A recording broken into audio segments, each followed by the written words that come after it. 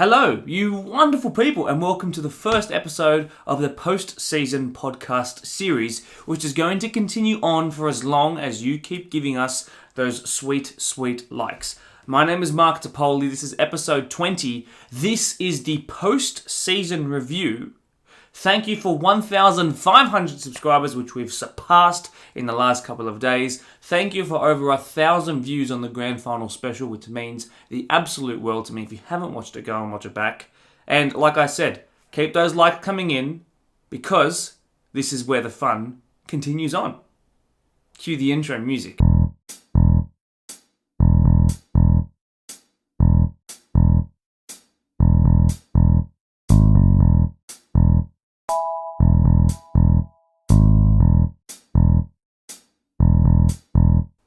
This is going to be one of those episodes where it is just me blabbling on, but I'm hoping that I can make it entertaining for all of you who have been kind enough to tune in. So what is this going to be? This is going to be a follow-on from the mid-season review that you might remember that I did. I'll give you a little snippet of what that looked like back then.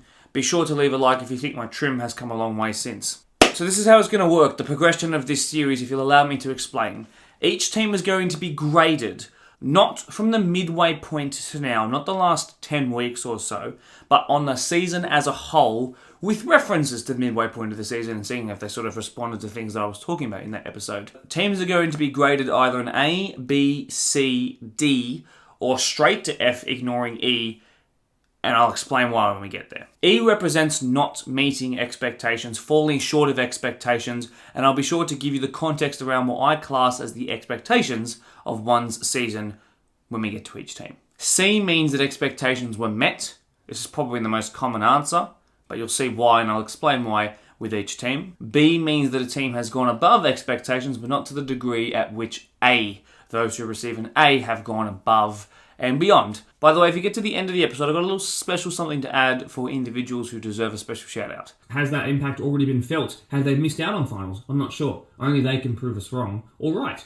Let's start with how we did last time with ropes crossing strikers. Now, ropes crossing were 7th at the midway point of the season and finished in that spot, 7th as the season concluded. The reality for ropes, as I grade them a C by the way, is that they did in fact lose more games by a considerable margin than they did win. Last year they also finished a place higher and with 5 more points. This year, 2024, might be a slight step down on the table, but they're actually pretty close towards the boys at the bottom, which is of concern for ropes. I am going to turn to the official voting for the player of the year this year to shout out Jordan Davidson, their goalkeeper, who's a guy that I think that we haven't even seen the best of yet, still a very young keeper. I hope we get to see him around the BDSFA Match of the Round stream for many years to come. And the thing that stood out to me is how seamlessly they've transitioned from the PL2 to the PL1. It hasn't been a season where you've gone, wow, they're really under the pump here. We're going to talk about the orange side of Quakers Hill, the Tigers boys. If they had continued their form at the midway point of the season, we'd be having a very different conversation, but that's not how it panned out, and let me explain why. I give Tigers a C because my expectations were that they would stay in the division, and that they have done. The reality is that they finished second last above a team who won 1 game all season, and that's somewhat damning. Tigers went down 3-0 in the reverse fixture of the Quakers Hill derby against juniors, and in fact, from that first Quakers Hill derby, which was a match of the round, they only won 1 more game for the rest of the season, and that includes 0 draws in that run. Now, if I was grading their form from the midway point to now, it would be a D, but it is a C because they met the expectations of myself and the many people that I hear speak about our Premier League on a regular basis. Brandon Kemp's absence this season, with a large majority of this season, was very much felt. A very small number of clean sheets this year. 45 goals conceded is way above what they did last year and the year before in PL2. But a C, they stayed in. Lots to be happy with. Learnings for next year. Star power will win them games. So the issue is those girls are all really young. So Quakers Juniors girls, it's a resounding A for a fantastic performance overall this season. And I cannot be much more proud of what you guys have achieved. You almost won a premiership, you almost made a grand final, but the fact that you've improved so much from last year means that absolutely you get an A because everyone's expectations were something remotely similar to last year where you didn't make finals. Not only did you make finals this year, but you were this close, 3 points off of making a premiership as well. Even though she's good enough to earn a second shout out 𝐒𝐄𝐀𝐒 has already got her flowers this year, so we're going to turn elsewhere. 𝐓𝐄𝐀𝐒 has been a centre-back who has played 18 out of 18 games. That includes 18 starts. A centre-back with no cautions, no dismissals, and she was part of the defence that was the second best, only by 1 goal, in the entire division this year. The great thing about Oakville, and the thing that makes them so entertaining, is that they score so many goals. If they lock in defensively and they can finish, just slip into 4th place and make finals, they could easily win it. Oakville United, well, as you saw from that snippet just then, boy, did they lock in defensively for the second half of the year. Now, Oakville were kind of teetering on that B and C margin for me. I didn't know which one to go with because I didn't want to overhype them after making the grand final and coming close to promotion last year. But I didn't want to set my expectations so low that giving them a B would just make it seem like I didn't expect them to go up, because I very much expected that they could have. They ended with a below par finish in the first grade final series. They were absolutely top goal scorers. They've now proved that their firepower means in first grade, certainly, that they can score against PL1 opposition when they do eventually get there, should they keep this team together. The way they improved and crescendoed throughout the year is absolutely amazing. Nathan Eskalinen, a 180-minute player for the majority of the season, absolutely phenomenal in the reserve grade grand final, absolutely phenomenal in every single game he played in first grade as well. His rise to the top of the PL2 has been really sensational. They've considered 4 goals all year. That is absolutely staggering. By far and away the best team defensively in the competition, but their issue has been goals. Parklea women's, it's really simple. C, they made finals again. They met expectations. That's all you can ask of that great group of girls. However, they were a long way off of the minor premiership this year, and that's what takes them from a B down to a C. Now, you could argue that they should go back up to a B because they lost their star player and former Spartans representative 𝐓𝐄𝐻𝐍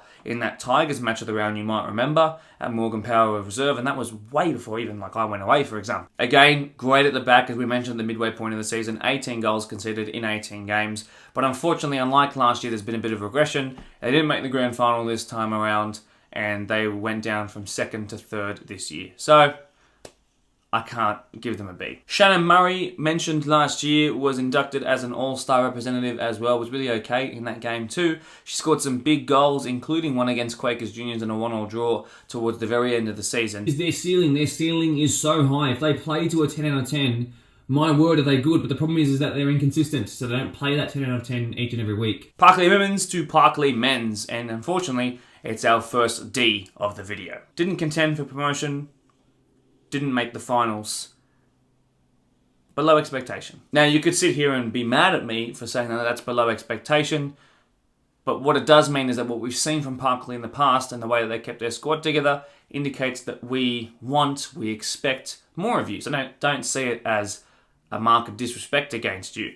See it as, we know what you can do, but we just know that with a couple of changes, like for example the coach and just the change of environment, it just didn't click this year, and that's okay. I asked the question at the halfway point of the season, could you play at that 10 out of 10 best, or at least close to it every week?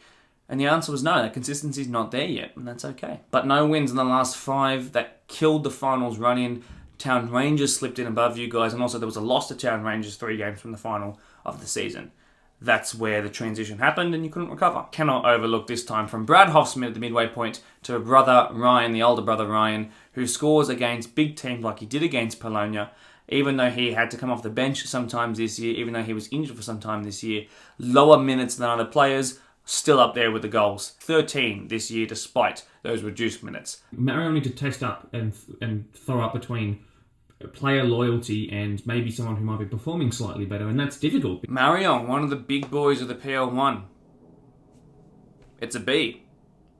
You won the premiership, you did so by 6 points, but you didn't do the double, unfortunately. You didn't convert that into even a grand final appearance, and therefore I can't say that you went above expectations. Anybody that wins a trophy is going to be graded well.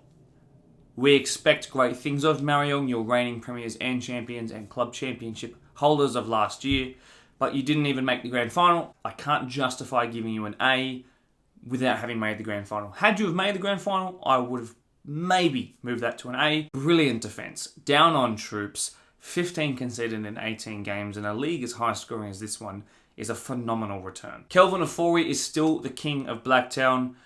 Stands out every single week. I know we talked about Michael Cody, who finished with 8 goals this year in the league, but 𝐄𝐕𝐄𝐻𝐶, he was tasked with at times playing all 3 of the 6, 8 and 10 roles. He played 10. He came up with 20 plus goal contributions in all the competitions combined. He was starting as an 8, moving into the 10. His progressive carries are phenomenal, the best in the division. His progressive passing is phenomenal. His work rate is probably the best in the entire of Blacktown Premier League. And at times he's bringing the ball out of defence like a 6 would. The second the first goal goes in against them, the belief just saps out of the room like a balloon being popped. That's the problem with Prospect, first F for forfeit, unfortunately. Did we expect Prospect to be battling towards the bottom again this year? Yes. Did we expect them to forfeit games? We never do. Doesn't happen in this part of the world. So, it's an F. Shout out to Josh Puffett, by the way, who turned up every single week. I also think it's the fact that we've seen Polonia last year drop off as the season goes on. From the club going down to the club coming up, Polonia, it's a B. A mid-season blip of 4 losses from 5 games. I really thought you guys, and I mentioned it as well, because it was around the time that we were filming the mid-season report, that I thought you guys were doing your best to throw it away. You said on the podcast, on the Grand Final Special, that you had to produce this new system. You moved from a 3-back, or 5-back, to a 4-back, a 4-3-3. Sammy Abbas, who I've mentioned here, came into the team, one of the guys who just became this fleet-footed winger who was so direct, so brilliant, a product of the BDSFA AYL Academy. He's exceptional. He's going to kill fullbacks in the first division. Now, the reason why this isn't an A, it would have been if you won the Grand Final. You guys were clearly the best team in the division. And I know I just came on the back of saying Marayong didn't make the Grand Final. If they had, they would have pushed into an A category. But there is less at the top competition in PL2, in my personal opinion. And so I give it a B. Certainly would have been an A. It's very, very, very close to being an A. You're also my favourites to go up this year. So technically, should I then give you a C because you met those expectations? Well, no, because you still made a grand final, which is a huge achievement in itself, and you still had to get promoted, and you did it when the chips were down, and therefore you proved to me that you exceeded those expectations, so it's a B, but it's not an A, not quite. Somehow then their fullbacks extend on that, and they just kill you out wide. Now for Glenwood, on the other hand, we had no idea what Glenwood were going to produce. It's been a couple of years since they were competing right at the top, in fact, since the COVID-cancelled season. They get an A. The grand final win is purely and simply a reason why this is not a B that has boosted you right up into the upper echelon. 0 goals conceded in the entire finals run-in. Town Rangers, Oakville, and then the final against Polonia. That's very, very impressive. This finals push has laid the foundations for you guys to compete with Oakville, to compete whoever does what Glenwood did this year and recruit really well, and potentially push for promotion next year. Now you might be wondering, they've gone above expectations, but they finished 3rd. Why are you still giving an A? The reason, ladies and gentlemen, I'm giving Glenwood an A is because I didn't expect them, based upon the last couple of seasons, to be in the finals. Mind you, they've added 4 or 5 really good players, including promoting from within, with the likes of Ash Alumi, for example, who is a freak of nature, who talks his talk and stands on business, if you like, who have just joined this team and taken a team who we thought, yep, they're good, solid players, and they've all lifted together, and they've created this wonderful, hard-working unit who fight for each other. Would you have put Glenwood as grand final winners? No, you didn't.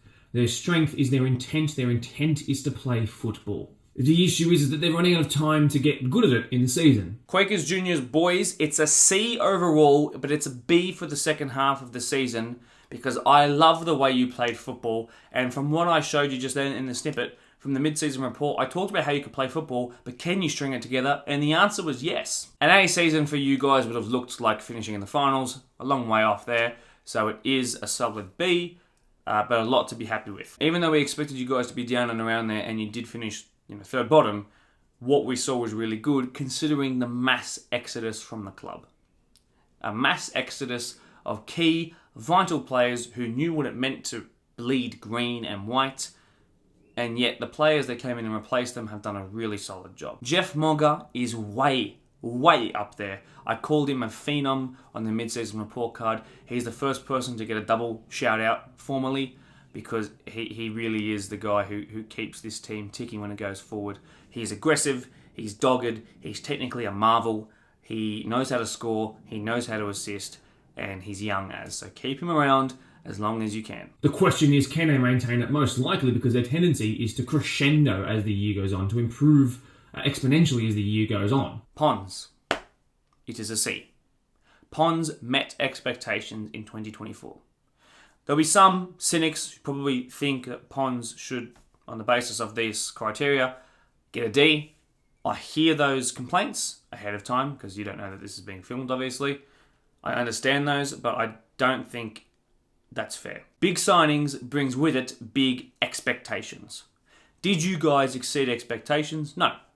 Did you meet them? Yes, another grand final, another loss, another championship push, well, premiership push, I should say. Didn't quite get there. It has not been a bad season, highlighted by Fardod Sanjakani and his 32 goals in all comps. That might be more after the Cotton Cup 6-5 win last night. I think he's on 35 now. Brilliant performance by him as an individual. But did you exceed expectations? Did you even go slightly above them? No, to be frank. And that's okay. It just means that you've got next season to try and prove it to yourselves and everyone else. Then on a bad outside shot of finals, it's a long way away. Only 2 wins this season, 2 draws, but they can do it. Riverston. It's a B. Congratulations, guys. I expected you to be lower down towards the bottom, if not one of the basement boys, and you finished 1 place outside the finals. That's awesome. It would have been an A should you have snuck into that top 5, but you were some 7 points off. So it's a B. A flat goal difference, that's come a long way since you guys were beaten 12-0 last year. Hate to bring it up, but I'm doing it because it shows your progression. Steve Watkins came 3rd. Yes, 1, 2, 3, 3rd in Golden Boot, and yet no one's talking about him. So, obviously amplified by a haul against Tigers towards the start of the season, but still, 13 goals for the year is really, really good in PL1. The main downside is, of course, that the squad clearly wasn't ready just yet. You missed the first year of the WPL, and that's fine, but it means you had a year to catch up on. For the Quakers, Tigers, girls, it's really tough to grade you because we knew this season was going to be hard, but I didn't want to set the bar so low that no one took you seriously. That doesn't seem fair on you guys. I still think there's potential there, but it is, in fact, a D. I cannot, unfortunately, give a team who finished with 2 points on the board any higher. This is Women's Premier League. It's First Division local women's football, so expectations got to be high. But a D it is. Shout out to Tigers women's coach and player Taryn Rockall, former professional footballer. That's a statement that undermines her and what she's won in her life. But just focusing specifically on what she's done this year, every time she touched the ball, she created something, and that has to be pointed out. Fortunately for Rooty Hill, they do self-implode. Rooty Hill, it's F for forfeit once again. The coach no longer at the club, a reserve grade team playing in the final game of the season that you were eligible to play, and it's not been too bright when the team has taken to the field. The team has heart. You were 2-0 up against Polonia again on the reverse fixture, for example. You were 2-1 going into half-time after being 2-0 up, but then you lost 7-2. So the scorelines don't always tell the story, but there is heart there, and there's ability, but it just hasn't been discovered yet. Shout out to Shane Kumar, who is all smiles and is still a really good footballer. Moving on. So guys, day 2 of filming, just emotionally recovering from the Bahrain game last night. They got the recruitment right this year. They started earlier. They took themselves more seriously, I would say. For the Marayong girls, it's a C. Signs of improvement, but again, met expectations. So you did move up to 6th on the table this year, which was a big jump from where you guys were in 2023. But when you do sort of dig the table a little bit further and sort of look at it as a points tally, only 2 points separated 5th, so the spot outside finals, and 2nd last place. Leah Clark scored the only goal of the game in a massive 6-pointer against Rouse Hill towards the end of the season, which has gone a long way to putting you guys up there near those final spots. So we're going to thank her for her longevity to the Marayong squad and give her flowers today. You have these great players as individuals. You have game changers, and come finals time, that could be really helpful. For St Pat's, it is in fact going to be a D.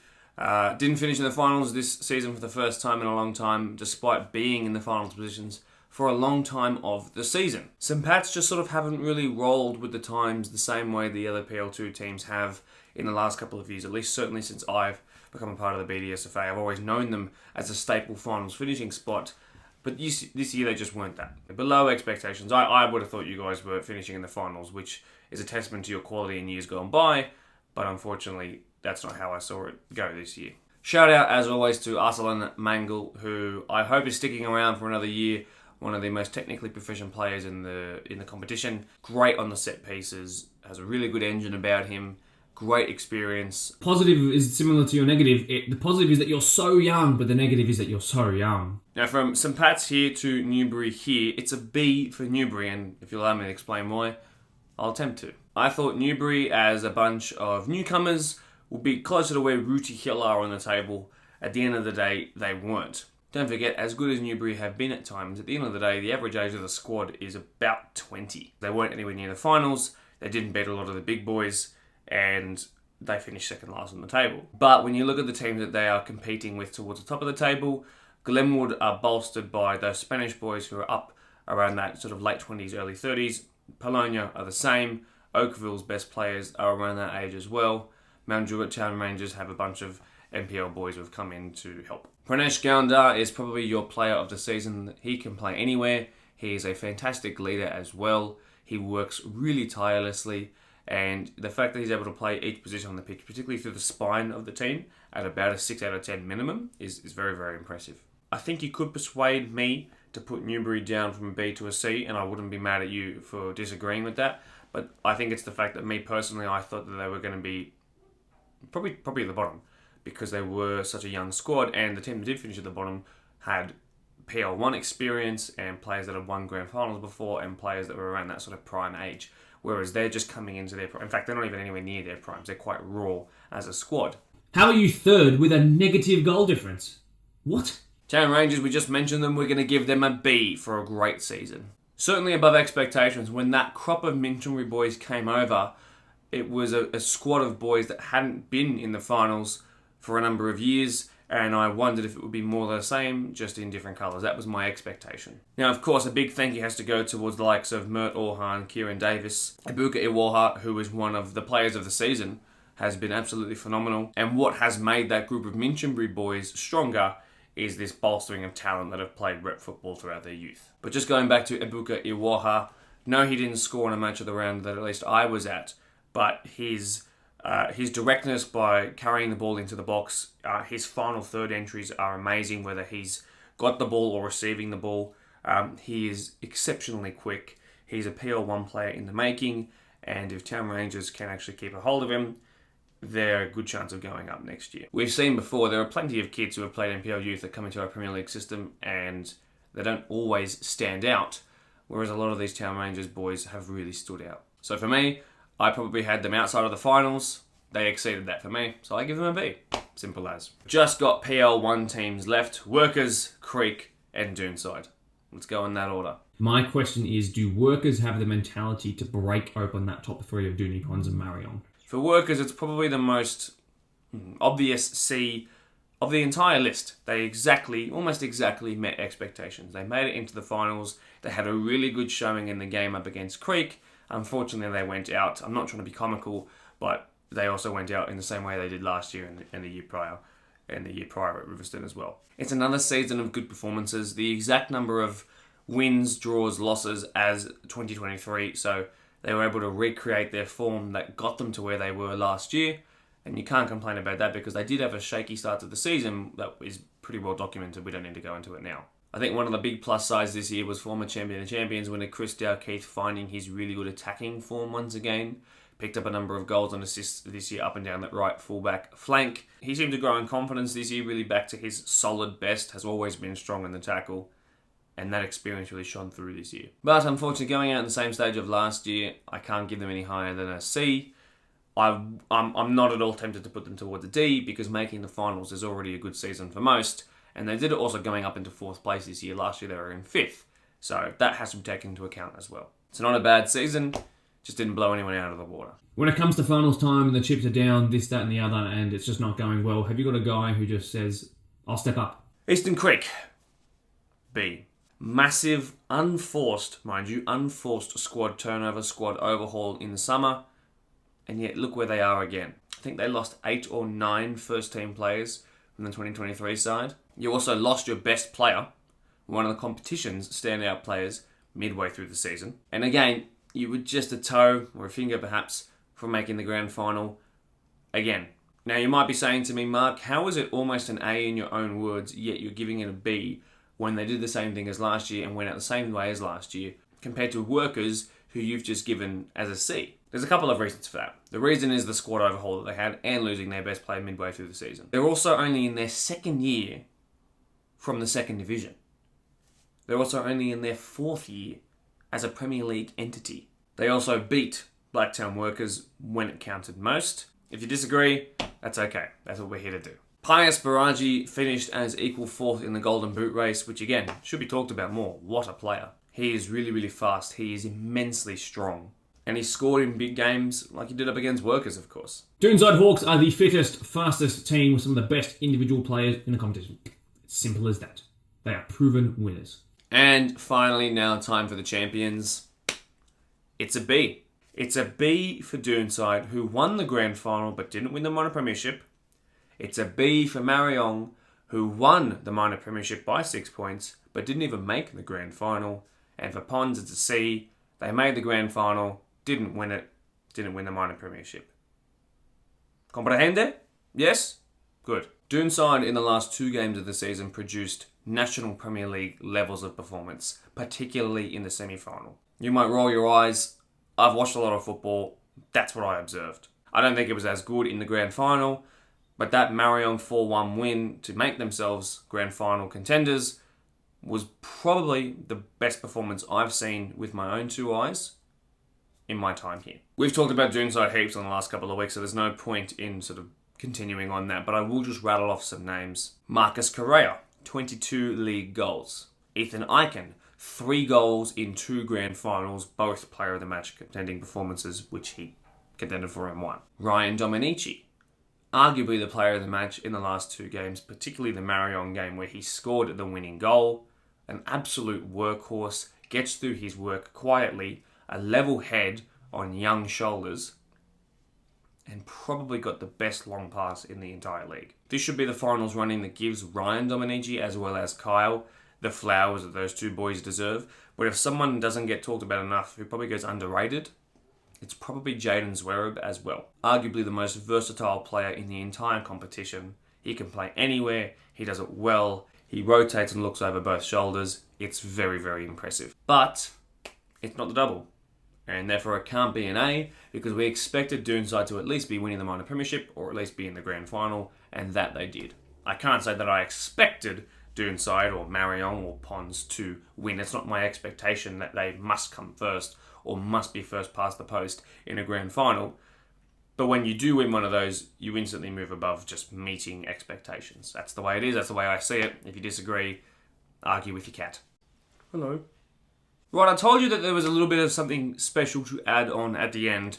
But if you are enjoying or you have enjoyed what you've heard so far, don't forget, of course, to leave a like, because a lot of effort goes into making one of these long 90% talking videos. So please show your appreciation, leave a like. In my personal opinion, Kelvin Ofori is still the man for the big occasion, still the best player and the most consistent player across all of the teams in PL1.